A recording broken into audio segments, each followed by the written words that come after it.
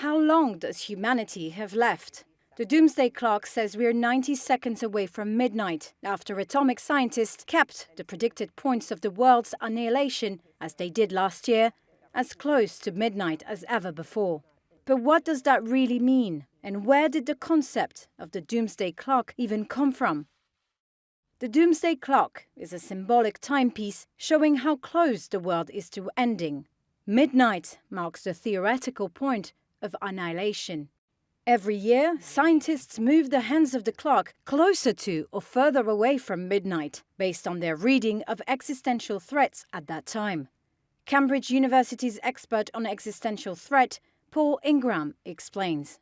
It emerged at the beginning of the Cold War to give a sense of the urgency to achieve nuclear disarmament and to climb out of the abyss that we were facing in the early 1950s. And in more recent times, it has taken on climate change and emerging disruptive technology to give a sense of the risks, the catastrophic risks that we face as a planet, largely through our own deliberate activities.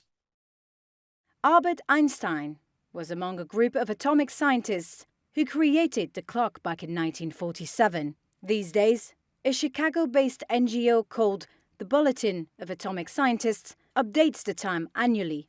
A board of scientists and other experts in nuclear technology and climate science, including 13 Nobel laureates, discuss world events and determine where to place the hands of the clock each year. When the clock first started ticking more than 75 years ago, it sat at 7 minutes to midnight.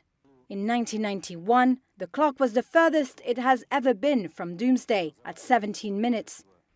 That was the time when the Cold War ended and the United States and Soviet Union signed the Strategic Arms Reduction Treaty that substantially reduced both countries' nuclear weapons arsenals.